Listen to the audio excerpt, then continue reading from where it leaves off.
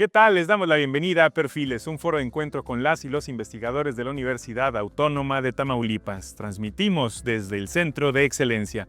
Mi nombre es Ender Velarde y es un placer estar con ustedes en esta emisión de su programa Perfiles. En esta ocasión abordaremos un tema muy importante. ¿Es posible producir más alimentos con menor impacto ambiental? Para conversar sobre este tema, nos acompañan docentes e investigadores de la Facultad de Ingeniería y Ciencias. Nos honra contar con la presencia del doctor Mario Rocandio Rodríguez. Muchas gracias, buenos días. También nos acompaña la maestra Katia Fernanda Villagómez González. Bienvenida. Gracias. Está con nosotros el doctor Wilbert Alfredo Pod. Bienvenida. Buenos días, gracias. A lo largo de esta plática analizaremos cómo la ciencia y la tecnología están contribuyendo a transformar la agricultura hacia modelos de producción más sostenibles. La primera pregunta, doctor Mario, ¿por qué es necesario replantear la manera en la que producimos alimentos? Es una pregunta interesante. Sobre todo hay que replantearlos porque el modelo actual de producción, el modelo actual, el que produce la mayor cantidad de producción, en este caso, pues se está volviendo insostenible, debido sobre todo a causas como una contaminación ambiental, a un exceso de aplicación de fertilizantes, de agroquímicos, lo cual impacta en lo que es además del cambio climático, impacta en la reducción de la biodiversidad, impacta también en lo que es la sostenibilidad, ya que se produce demasiado ahorita, pero compromete la producción en las siguientes generaciones. Claro. Y, maestra, ¿cuáles son los principales retos para lograr esto de producir más, pero pues dejar de contaminar tanto como lo estamos haciendo? Bueno, los principales retos son el cambio climático, la escasez de agua, la degradación del suelo, la biodiversidad, los insectos polinizadores también están en riesgo, y producir más alimentos con un menor impacto ambiental significa obtener una mayor producción utilizando recursos naturales, pero de manera eficiente y responsable, y haciendo énfasis en el suelo y en el agua. Durante años la agricultura se ha enfocado en la producción de alimentos, en obtener una mayor producción de alimentos. Sin embargo, actualmente existe el enfoque de producir más alimentos, pero de manera responsable. Es por eso que se han venido implementando áreas que han tenido mucho impacto en la agricultura, como agricultura de precisión, biotecnología, como agricultura regenerativa, agroecología, entre otras áreas. Claro, eso tiene que ver con la siguiente pregunta, doctor Wilbert. ¿Qué papel desempeñan entonces la innovación, la tecnología y la investigación científica? Bueno, pensando precisamente en la producción sostenible, la innovación y el desarrollo de conocimientos científicos son muy importantes pues, para poder obtener, en este caso, plantas con ciertas características que respondan a la necesidad del cambio climático. Por ejemplo, desarrollar plantas que tengan cierto grado de tolerancia a la sequía, a la salinidad. Y todo esto pues, nos permite a nosotros entonces utilizar tecnologías como la agricultura de precisión, y eso también nos va a permitir a nosotros de alguna manera controlar cuándo regar, ¿sí? Y usar de manera eficiente el agua, y también la biotecnología como para saber qué microorganismos pueden ayudar a un mejor crecimiento en las plantas y reducir el uso de los fertilizantes. Entonces, generar ese tipo de conocimiento a través de experimentos, ya sea en laboratorio o en el campo, nos permitirían entonces abonarle a esa producción sostenible. Claro, doctor Mario, ¿cuáles son las tecnologías más implementadas en estos últimos años?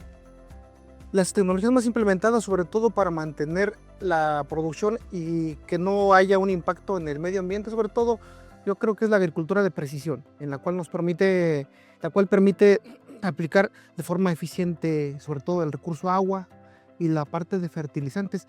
Sin embargo, hay que dejar claro que la producción también se ve comprometida al realizar un cambio en la producción, en los modelos actuales, sobre todo de monocultivo. Es una producción enorme la que se obtiene.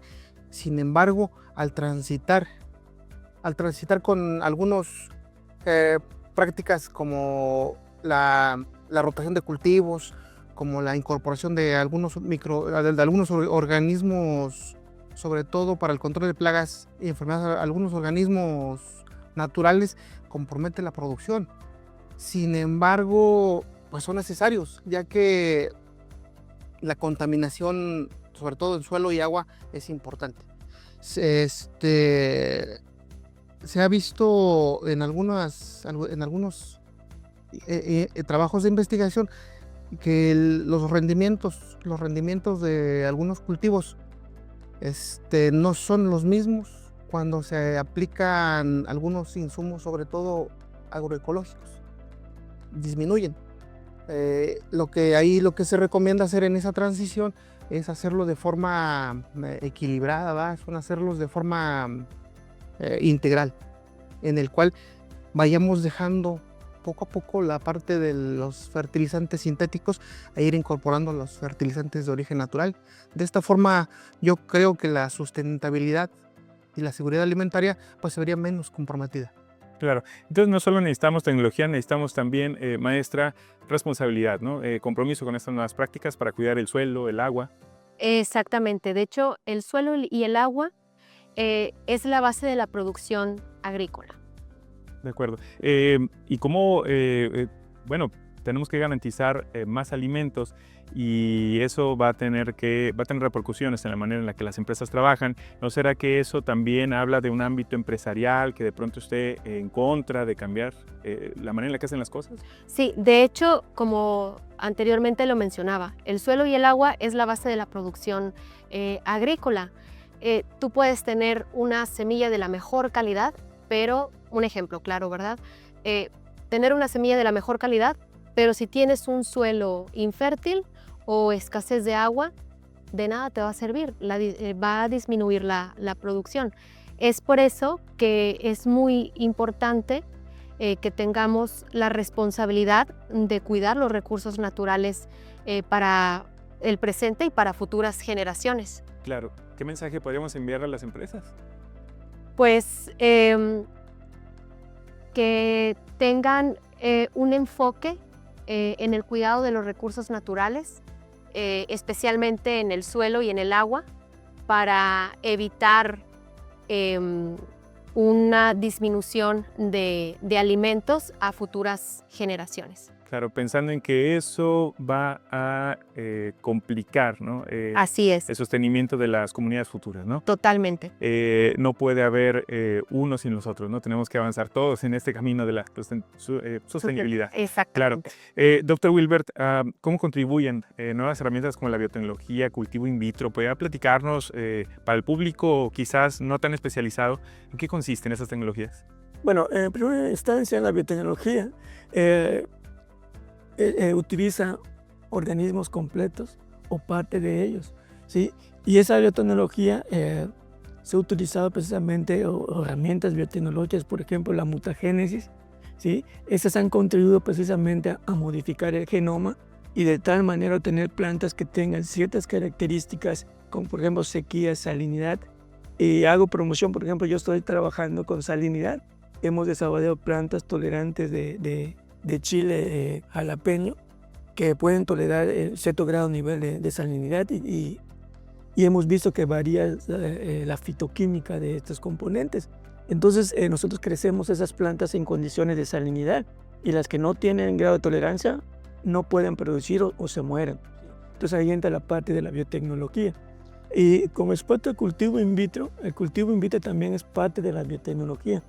¿En qué consiste esto? El cultivo in vitro consiste en agarrar un fragmento de una hoja, ¿sí? O un fragmento o una parte de la planta que se llama explante y cultivarlo en condiciones ambientales controladas y a partir de ese explante generar plantas de manera masiva. De una hoja generar 1000, 2000 plantas y esas plantas, dependiendo también de cómo se generen, pueden obtenerse plantas libres de virus y de patógenos. Y también esta herramienta se utiliza para conservar germoplasma, ya sea si son plantas que son tolerantes a salinidad, puedo conservado su germoplasma, generar clones y precisamente garantizar también esa productividad. Entonces, esa es la ventaja que tiene el cultivo in vitro. Sin embargo, también mejoramiento genético, que puede ser de dos maneras. El doctor Ocaño trabaja con mejoramiento genético convencional. Yo trabajo con mejoramiento genético biotecnológico, donde entra la parte de mutagénesis, ¿sí? La mutagénesis, como te digo, es algo aceptado porque no incluimos genes en el genoma para generar una planta transgénica, sino que es una modificación del genoma por esa mutación. Entonces, esto va a ayudar o está ayudando porque también se está ocupando para contribuir a la producción de alimentos bajo condiciones de sustentabilidad, a reducir precisamente el impacto de un exceso de consumo de agua y una mejor calidad de suelo, al utilizar también microorganismos para favorecer el crecimiento de esa planta. Entonces, es un tema muy interesante que uno se emociona y sigue hablando sobre esto. Y está bien, doctor. Hace un momento mencionaba la posibilidad de hacer un comercial. Me parece pertinente hacerlo. Es un trabajo que está realizando en la facultad. ¿Con sus alumnos? Con sus alumnos de posgrado y de licenciatura también se involucran. Y la participación de otros profesores, ya sean de aquí o de otras instituciones. De acuerdo, doctor. Muchísimas gracias. En un momento más regresamos a su programa Perfiles.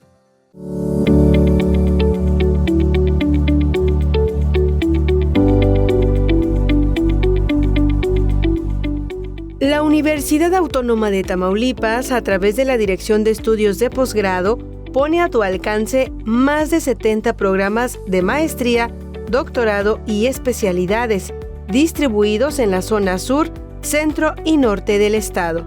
En la zona sur, con sede en Tampico, se concentran programas de alto nivel en áreas como Derecho, Arquitectura, Ingeniería, Comercio, Enfermería, Medicina y Odontología, que fortalecen la práctica profesional y la investigación aplicada. En la zona norte, Nuevo Laredo, Reynosa, Río Bravo, Valle Hermoso y Matamoros, se desarrollan posgrados en Administración, Criminología, Tecnologías Computacionales, Negocios Internacionales, Enfermería, Medicina y Ciencias Biomédicas, que atienden los desafíos de una región estratégica en la frontera. Y en la zona centro, en Ciudad Victoria y El Mante, se ofrecen programas de maestría, doctorado y especialidad en Derecho, Derechos Humanos, Ciencias Administrativas, Educación, Ingeniería, Ecología, Veterinaria y Ciencias de la Salud, todos con un enfoque en investigación y pertinencia social. Muchos de estos programas están reconocidos en el Sistema Nacional de Posgrados, lo que garantiza su calidad académica y competitividad a nivel nacional. La oferta de posgrados responde a los retos de la sociedad y contribuyen al desarrollo de Tamaulipas y del país. Para aquellos interesados o para más información, consultar los correos y teléfonos de cada facultad o visitar nuestras redes sociales oficiales. También comunicarse al 834-318-1800, extensión 2581. Universidad Autónoma de Tamaulipas, Secretaría de Investigación y Posgrado, formando profesionales que transforman el futuro. Muchas gracias por seguir con nosotros en su programa Perfiles. Transmitimos desde el Centro de Excelencia. Estamos platicando sobre cómo producir más alimentos con menor impacto ambiental. Doctor Mario, hemos hablado sobre el papel de los productores, pero ¿cuál es el papel de los consumidores en esto? Los agricultores es el principal eje, ¿verdad? Los consumidores son los que la demanda es la que parte de lo que se produce. Por ejemplo, en maíz aquí en México la mayoría produce grano blanco y no grano amarillo. ¿Por qué? Porque la mayoría de las tortillas o la mayoría de los que se consume es tortilla blanca. De tal forma este es un ejemplo de cómo la demanda afecta la producción. Y para ese cultivo, en ese sentido, hay varios, ¿verdad? Para frijol, para acá, para lo que es el centro del país, se consume puro frijol negro, de tal forma que serían los frijoles blancos o los bayos pues son poco producidos, y así para cada sector del país, ¿verdad? Entonces lo que los consumidores son los que demandan la producción.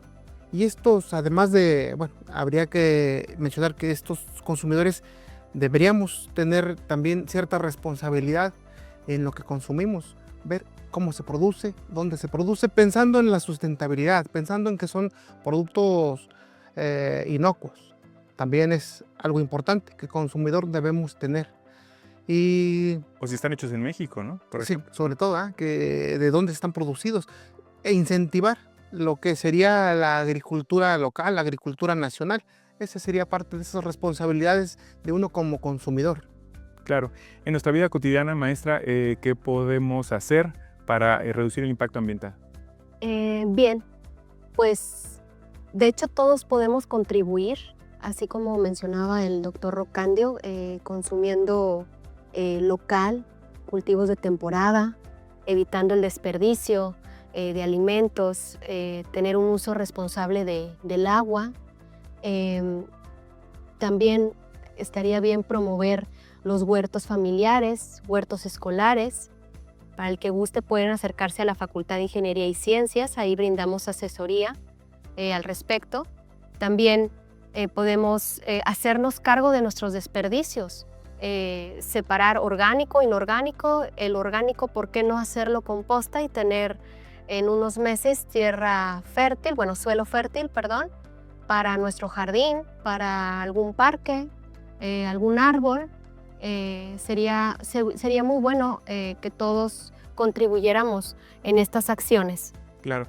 Doctor Wilbert, ¿cuáles son los principales desafíos en este futuro? Bueno, ahí sí es interesante esta parte, ya que aunque estamos viendo un cambio climático, que eso efectivamente cambia patrones. Por ejemplo, puede aumentar las sequías, hacerse más frecuentes, y eso afectar la producción. Pero también puede ocasionar que ciertas plagas proliferen y otras desaparezcan. Y también puede afectar al suelo, que es precisamente el lugar donde se lleva a cabo, donde se encuentran los nutrientes para producir, ¿no? Cambiar la estructura, ocasionar una erosión, ¿sí? También aumentar el consumo de agua. Entonces, y eso a la larga nos va a generar un problema, porque se estima que para el 2050 va a haber aproximadamente 9.700.000 habitantes, y eso hay que garantizar entonces esa producción de alimentos. Y para poder hacer eso hay que contrarrestar esos efectos que trae el cambio climático y utilizar todo el conocimiento y las herramientas para hacerlo sustentable, y pensando en las generaciones que vienen a futuro, porque nosotros estamos aquí, estamos consumiendo, pero la generación que viene en el futuro puede tener problemas si no se maneja de manera adecuada los recursos. Claro, y a veces estamos muy orgullosos de que tenemos mejores posibilidades de producción, ¿no? Más tecnología, pero sin un enfoque sostenible puede haber crecimiento, no desarrollo, Así es. sobre todo un desarrollo para todos. Doctor Mario, ¿cuál es la responsabilidad que tenemos desde la Universidad Autónoma de Tamaulipas, desde la Facultad de Ingeniería y Ciencias, con esto del cambio climático, con la reducción del impacto ambiental? ¿Qué estamos haciendo en la facultad? En la Facultad de Ingeniería y Ciencias, como parte de las labores de investigación que yo realizo, tenemos alumnos en posgrado y en licenciatura que estamos trabajando algunos con sistemas de conservación de suelo, que es importantísimo para lo que es la sustentabilidad, con sistemas de conservación, labranza mínima, labranza reducida, labranza, diferentes niveles de labranza.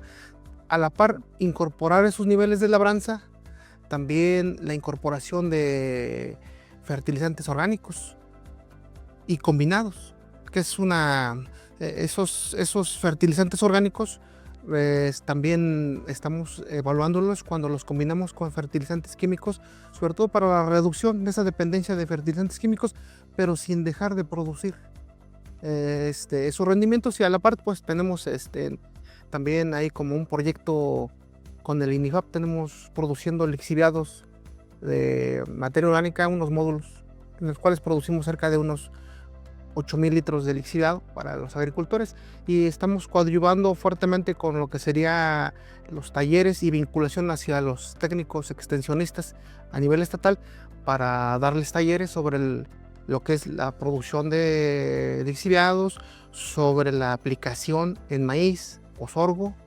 y sobre mejoramiento participativo, sobre todo en maíz, como parte de esa vinculación de la Facultad de Ingeniería y Ciencias hacia el sector agropecuario, Claro. cuidando sobre todo la sustentabilidad y alineándonos a los ejes que dictan a nivel nacional y estatal. Claro, objetivos de desarrollo sostenible, ¿no? En Así primer lugar, doctor, además de la asesoría, ¿hay apoyos? ¿Son gratuitos o hay también un proceso de venta? No todo lo que los lixiviados, lo que producimos, de esos lixiviados que apenas estamos cosechando, esos lixiviados son sobre todo para los técnicos agropecuarios, que ellos están con mayor cercanía hacia los agricultores. Ellos Claro. se los proporcionamos y los llevan y les damos el paquete tecnológico de cuánto aplicar, ya sea de forma foliar o forma edáfica y los momentos en la siembra. Claro, es parte del compromiso Es social. parte de un digamos, compromiso social, y aparte de los talleres, esos talleres que nosotros les damos, no solo yo, varios profesores se dirigen hacia la dirección, a la secretaría académica, y entonces ahí nos invitan, ¿verdad? Como Claro. parte de nuestras labores de investigación. Exacto, o sea, es un apoyo para las personas, pero por supuesto que hay datos que pueden recuperar, ¿no? Para hacer más investigación. Así es. Perfecto.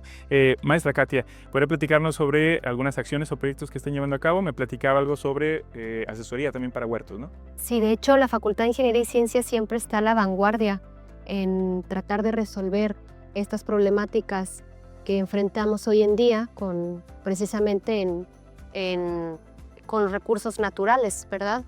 En este caso, pues estamos tanto asesorando a personas interesadas en huertos, en realizar compostas en casa o en escuelas, y también a productores, grandes y pequeños productores. Hemos tenido colaboraciones, por ejemplo, hace poco la última fue en Villa de Casas, un grupo de productores acudió para precisamente la producción de hortalizas de una manera más eficiente, bajo invernadero.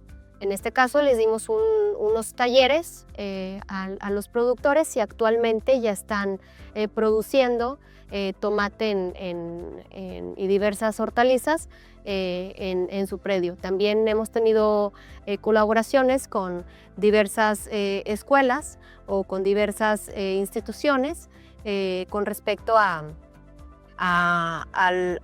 uso responsable de estos recursos. Claro, entonces, en este proceso de transferencia del conocimiento, las personas se acercan, ¿no? O sea, hay un interés genuino, no solo, claro, la facultad va a la comunidad, pero también las personas se preocupan.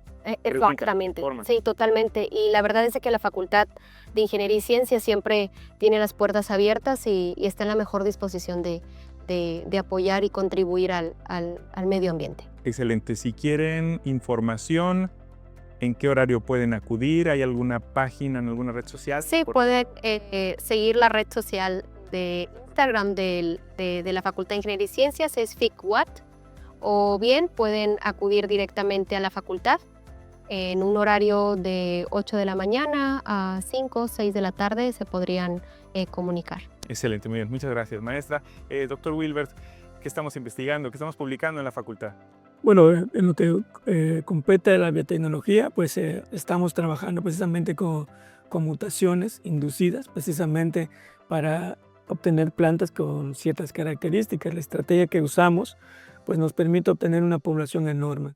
Y no sabemos a qué pueden ser tolerantes. En este caso estamos aplicando una presión de selección al utilizar salinidad. Entonces, trabajo precisamente con tolerancia a salinidad. Hemos mutado varios genomas, pero que estamos evaluando más son 2, chile jalapeño y chile de árbol, en donde ya tenemos algunas plantas que crecen en la salinidad. Vemos que son mutantes porque tienen fenotipos, por ejemplo, frutos bifurcados, ¿sí? Hojas bifurcadas. Y eso a la par estamos analizando el contenido de capsaicina, que es es el compuesto químico que se encarga de darle esa pungencia a los frutos. Entonces, hemos notado que algunas plantas reducen ese contenido de pungencia y otros son más picosos que otros. Entonces, pensando en eso, la cafecina tiene varias aplicaciones. Uno puede utilizarse, se utiliza en medicina, se está evaluando para el tratamiento de cáncer. Se ha visto que puede interaccionar con una proteína y también se utiliza en parches para quitar el dolor, ¿sí? Entonces, esa cafecina, además de darle ese picor a los chiles, pues se puede tener esa aplicación, ¿sí? Entonces, estos trabajos no solamente yo los hago, ahí participan estudiantes, ya sea de posgrado, de licenciatura. Hemos recibido estudiantes de otras escuelas, por ejemplo, que vienen a hacer trabajos aquí en el laboratorio, sobre todo en la parte de biología molecular. Y por otro lado, también relacionado con la agricultura, estamos aislando microorganismos, hablando de hongos y bacterias, que tienen la capacidad de degradar los hidrocarburos, entonces algo de bioremediación. Entonces, ¿para qué? Para recuperar esos suelos que se contaminan con un hidrocarburo. Entonces, en ese punto, pues también ya tenemos identificados los hongos, las bacterias. Estamos yendo un poco más allá del genoma para conocer cómo esos microorganismos pueden mantenerse o crecer, utilizar los hidrocarburos. Entonces, ya vimos algo muy importante. Y esos microorganismos no solamente para que degraden petróleo, sino que como se aíslan de ambientes, no sé, tengo una palabra ahorita, muy rigurosos, lo estamos aplicando también en la agricultura. Hemos visto que esas bacterias pueden ayudar a que las plantas desarrollen más sistema radicular y puedan crecer mucho mejor. Entonces, todo está relacionado. Entonces, participamos con alumnos, con profesores, todos buscamos esa interacción, pues para aportar algo, ¿no? Finalmente, de eso se trata la biotecnología. Tienes que hacer algo, pero va a tener una función. En este caso, la parte de agrícola. Claro, que no solo sea un proyecto académico, un proyecto que vaya a comunidad, que es un proceso de compraventa, no lo sabemos. Efectivamente, pero ahí el conocimiento básico es muy importante para poder aplicar, hacer la innovación. Si no hay conocimiento básico, muy difícilmente vamos a innovar. De acuerdo. Correcto. Doctores, maestra, muchísimas gracias por contestar estas preguntas. Ha sido muy interesante. Enviamos muchos saludos a la Facultad de Ingeniería y Ciencia, a todos los profesores, a todos los alumnos de doctorado, maestrías, nivel licenciatura, ingeniería. Quiero despedir a nuestros invitados. Estuvieron con nosotros el doctor Mario Rocandio Rodríguez. Gracias, doctor. Gracias. Por haber estado con nosotros. La maestra Katia Fernanda Villagómez González. Maestra. Saludos. Y el doctor Wilber Alfredo Pot. Muchas gracias. Les recuerdo que transmitimos desde el Centro de Excelencia. Este programa se llama Perfiles y platicamos con profesores investigadores de nuestra máxima casa de estudios para abordar sobre todo problemáticas sociales que nos incumben a todos. Mi nombre es Ender Velarde y nos vemos en la próxima emisión de su programa Perfiles.